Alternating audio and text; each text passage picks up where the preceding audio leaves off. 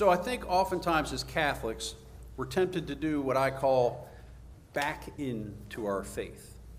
Now, most of us are pretty well versed in what it means or what the expectations are that are associated with being Catholic. But as we live our day-to-day lives, we make decisions and judgments based not so much on church teaching, but on what's more convenient or acceptable to the world as a whole and to those around us. In our gospel today, Jesus takes an aggressive, fiery approach towards his message that we're not used to, and it makes us a little uncomfortable, and it's designed to make us feel a little uncomfortable. His message today warns us to be careful of backing into our faith. Much like those alarms in our cars and the ones that we hear from the delivery trucks as they navigate our neighborhoods, warning them before they hit an immovable object or a pedestrian and cause some type of irreparable damage. Jesus is warning us that backing into our faith can result in us causing damage to ourselves and others that is difficult to fix.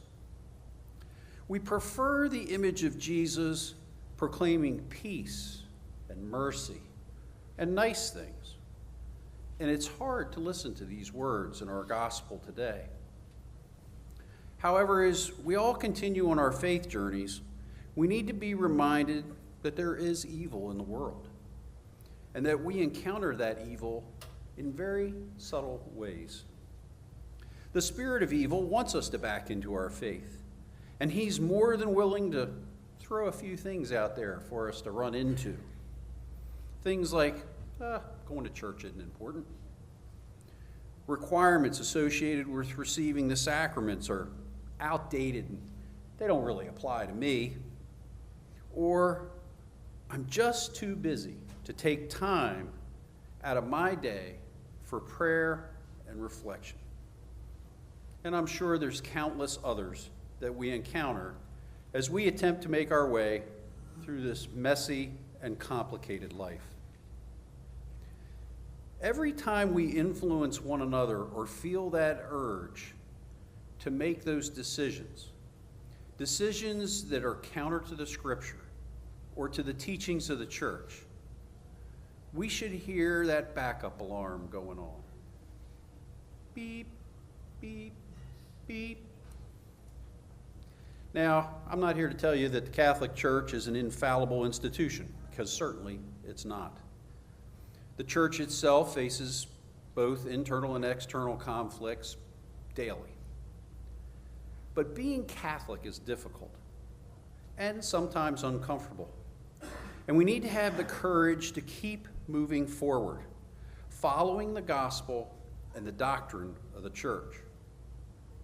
In today's world, an ever-increasing number of people resist God's message. God told Jeremiah, they will fight against you, but not prevail.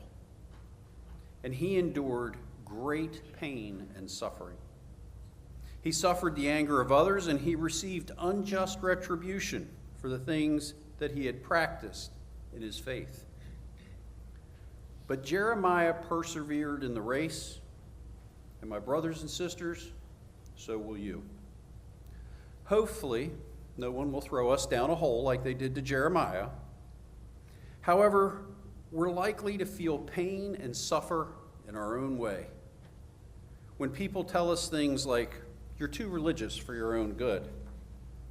You Catholics just have too many rules. Look around. Everyone's doing it.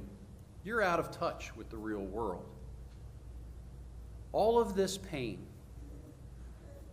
pales in comparison to the pain and suffering that our Lord went through on our behalf.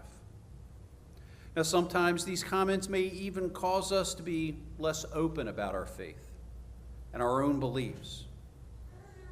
But our faith calls us to be like Ebed-Melech in our first reading, alone in a foreign land, but attuned to God's message. We must always keep in mind that if we follow God's message, Our final destination is eternal salvation. We need to keep our eyes fixed on Jesus and not simply dismiss that beep, beep, beep as our backup alarm of faith warns us that we're getting ready to hit a spiritual roadblock. We should strive to help one another and help each other to avoid these roadblocks through prayer, scriptural reflection, and the catechism. As we travel through life, don't be afraid to stop and help other spiritual travelers on their journey, helping them in times of need and despair, supportively reminding them of the ultimate goal, providing them with the nourishment that allows them to continue on their own faith journey. If we take our gospel today seriously, you have to expect misunderstandings and divisions from others, even the members of our own families. It's not possible to remain neutral. As we live as disciples, we will experience the division that Jesus relayed to his disciples. Jesus doesn't want division, but he knows it's inevitable. Just as water and oil don't mix, good and evil don't mix. As we persevere through life, we must continually be vigilant for those roadblocks that have the potential to cause us to deviate from our faith journey.